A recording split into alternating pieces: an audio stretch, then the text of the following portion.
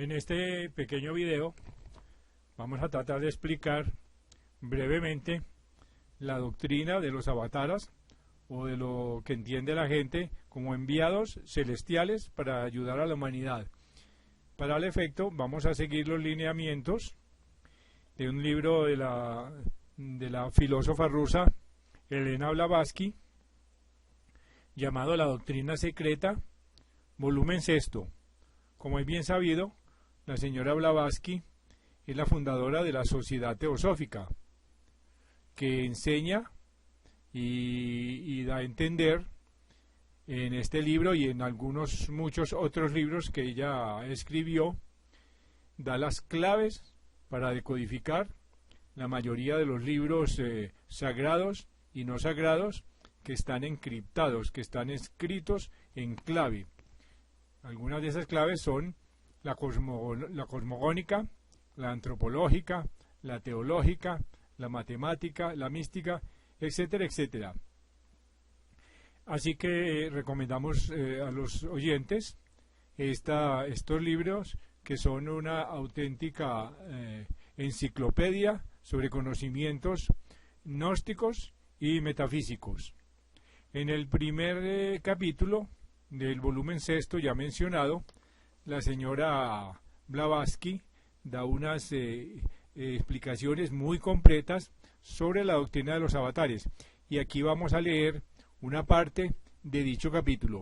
Dice lo siguiente: entre los discípulos de algunas insignes gurús himalayicos, y aún entre gentes profanas, persiste una extraña tradición, que mejor pudiera decirse de leyenda, según la cual Gautama Buda, el príncipe, continúa viviendo en las regiones terrestres, no obstante la muerte e incineración de su cuerpo físico y las reliquias que de él se conservan.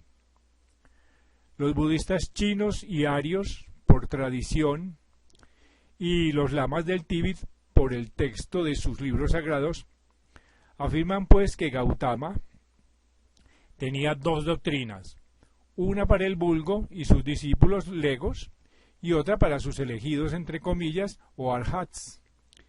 Según parece, la norma de conducta del maestro, continuada por los arhats, fue no prohibir a nadie el ingreso en las filas de su discipulado, pero no revelar los misterios finales, sino a quienes, tras muchos años de prueba, se mostraran dignos de la iniciación, sin que para ello fuese obstáculo alguno la diferencia de raza, casta o posición social, como sucedió en el caso de su antecesor y sucesor occidental.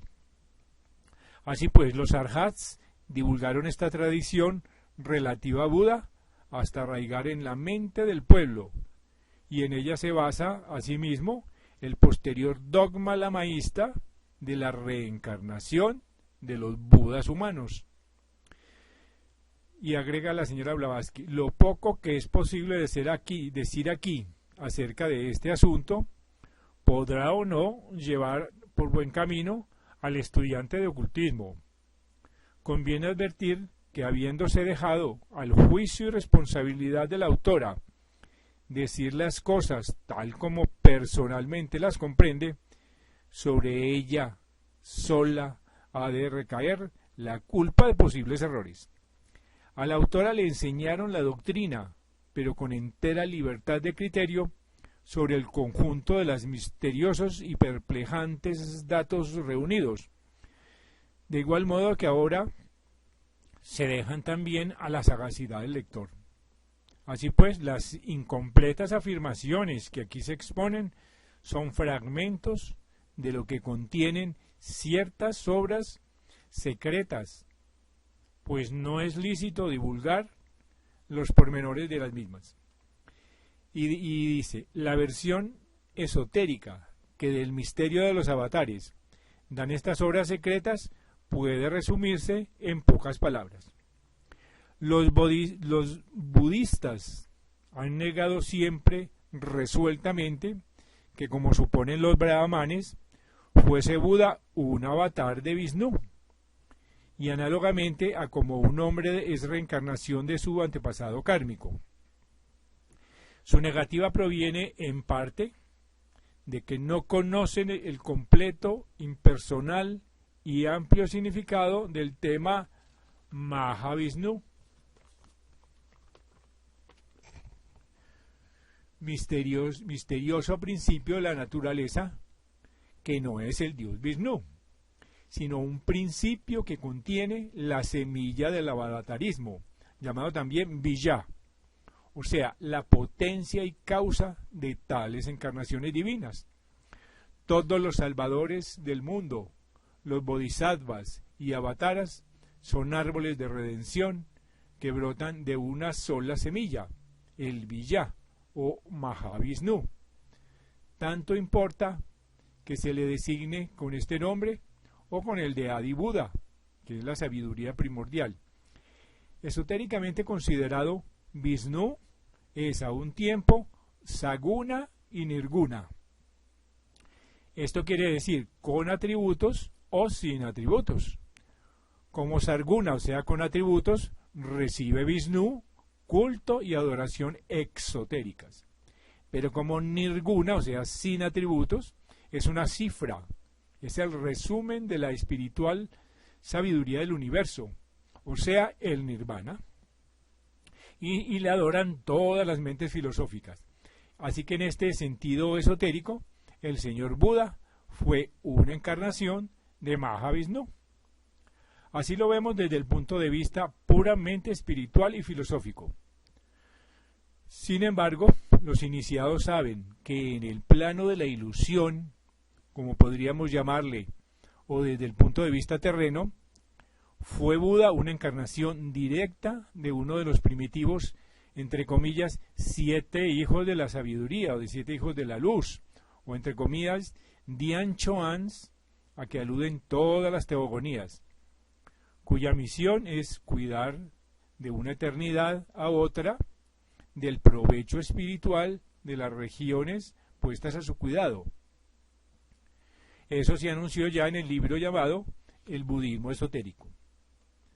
Así que uno de los mayores misterios del misticismo especulativo y filosófico, misterio que conviene revelar ahora, es el relativo al modus operandi en los grados de tales transferencias hipostáticas, o sea, de almas. Es muy natural que el procedimiento de las encarnaciones, ya sean divinas o sean humanas, resulte libro cerrado para teólogos y fisiólogos, hasta que las enseñanzas esotéricas lleguen a ser, por lo general, a sentimiento, la religión de todo el mundo. Estas enseñanzas jamás se expondrán abiertamente a gentes que no estén bien preparadas para recibirlas, pero debemos decir que entre el dogma de un alma nuevamente creada para cada nacimiento y la afirmación de una temporánea alma fisiológica, se dilata la vasta región de las enseñanzas ocultas, con sus lógicas y racionales demostraciones, cuyo filosófico encadenamiento establece la misma naturaleza.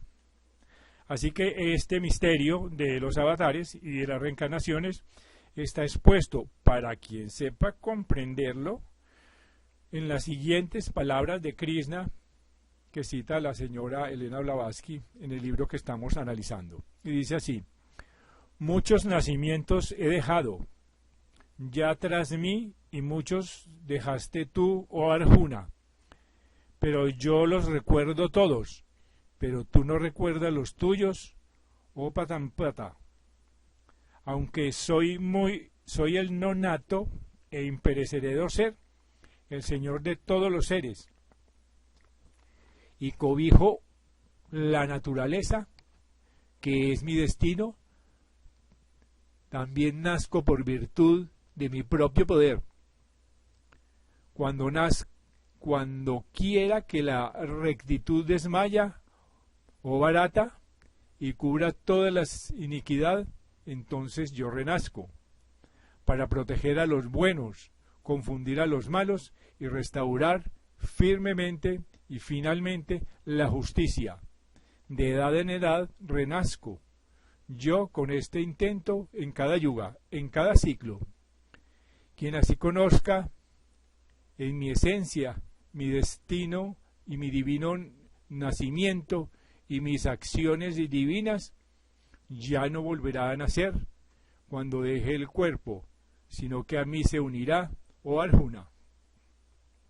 De modo que todos los avatares son uno y el mismo. Son pues los hijos de su padre, entre comillas, en directa descendencia. Este padre, entre comillas, o una de las 7 llamas, llega a ser con el tiempo el hijo, y en consecuencia uno con el padre, desde toda la eternidad. Pero se pregunta la señora Blavatsky, ¿quién es el padre? ¿Es la absoluta causa de todo? ¿Es el impenetrable eterno? No, por cierto, responde la señora Blavatsky. Es Karanatatma, o sea, el alma de causa, el alma causal, llamada por los indios Ishvara, el Señor, y por los cristianos Dios, el único, el solo.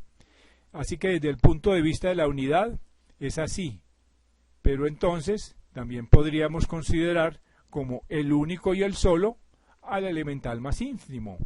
O sea que estábamos hablando aquí de todo, de la naturaleza como un todo. Y agrega, todo ser humano tiene además su propio divino espíritu, o Dios individual, y esa divina entidad o llama, de la cual emana Buddhi, está en el hombre, aunque en plano inferior, en la misma relación con el Dhyan Buda, con su hermano Buda. De aquí que sea imposible conciliar, muy posible, de aquí que sea posible conciliar el monoteísmo con el politeísmo, pues existen ambos en la naturaleza, en la manifestación. Así que verdaderamente vinieron al mundo, en su respectiva época, personalidades que como Gautama, Shankara y Jesucristo y unos pocos más, tenían por misión salvar el bien, destruir el mal, y así se dijo, yo nazco en cada ciclo, y todos nacieron por el mismo poder. Muy misteriosas son en efecto esas encarnaciones que caen fuera del círculo general de renacimientos, y en 3 grupos pueden dividirse las encarnaciones: los avatares o reencarnaciones divinos, las de los nirmanakayas o adeptos que renuncian al nirvana con el propósito de auxiliar a la humanidad, y las naturales reencarnaciones de la masa general sujeta a la rueda de nacimientos y muertes, o sea, la ley común. El avatara, pues, es una apariencia que podríamos llamar una ilusión especial dentro de la natural ilusión producida en los planos en que reina Maya. El adepto renace conscientemente a su voluntad y albedrío, pero la gran mayoría, el común del vulgo, sigue inconscientemente la gran ley de la dual evolución. Y luego agrega la señora Blavatsky, ¿qué es pues un avatara? Antes de emplear el término, conviene comprenderlo.